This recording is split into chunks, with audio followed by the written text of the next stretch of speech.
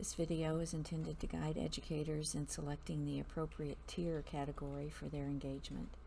The information requested in the proposal form varies based on tier, so please carefully consider which is the best fit with the design of your engagement before beginning to fill out the engagement catalog entry form or proposal. When we talk about the intentional design of your engagement, we mean what do you intend for every student in the engagement to do to produce the intended benefit. We know that some students may do more and gain more from the experience, and some may do less than what you intended and may still gain from the experience.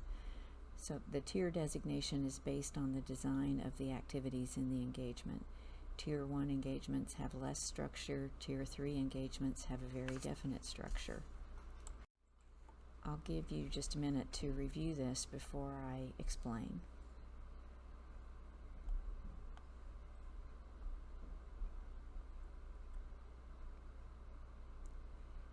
So when we talk about the intentional design of your engagement, again, we mean what do you intend for every student in the engagement to do.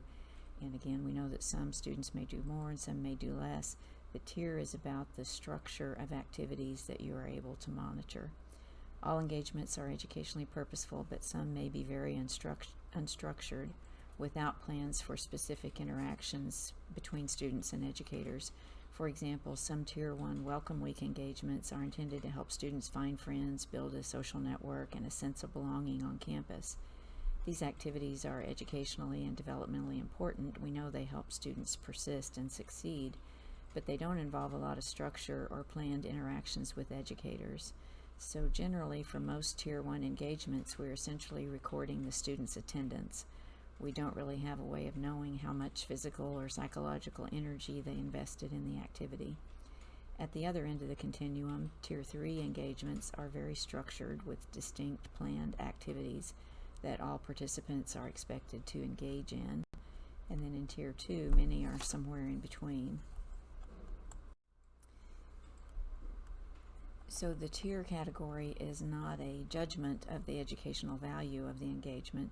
Engagements can be very educationally or developmentally valuable, but may or may not have a structure where the same level of student interaction is expected for all students or can be verified for all students. Another example, in a Tier 1 engagement like a Welcome Week information fair, we can monitor which students are in attendance, probably by scanning their Carolina card at entry to the event, but we don't monitor how much or with whom they interact in the event. It's not a structured event in that way. Students might have a significant interaction with an educator, but it's not required or expected of every student, and therefore not defined as an intentional part of the engagement design that can be verified. A Tier 2 engagement does have some structure, and each student's involvement can be verified, for example, in advising conversations or community service events, wellness workshops. These are designed for purposeful interaction of the student with the educator, and students' participation can be verified to have occurred as intended. We talk a lot about providing feedback to students and engaging them in reflection on their learning. Some Tier 2 engagements are essentially activities that focus on feedback and reflection on the student's overall college experience or some specific aspect of it.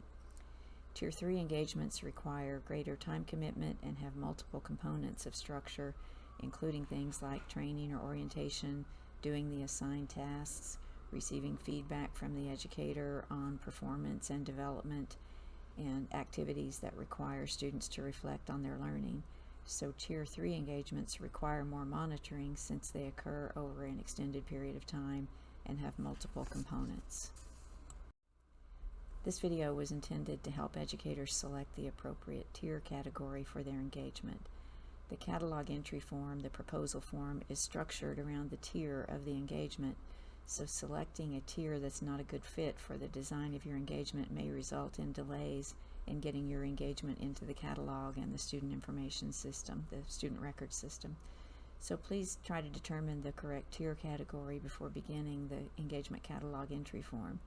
If you have questions about which tier is the best fit for your engagement, please contact us via email at uofscexperience@sc.edu.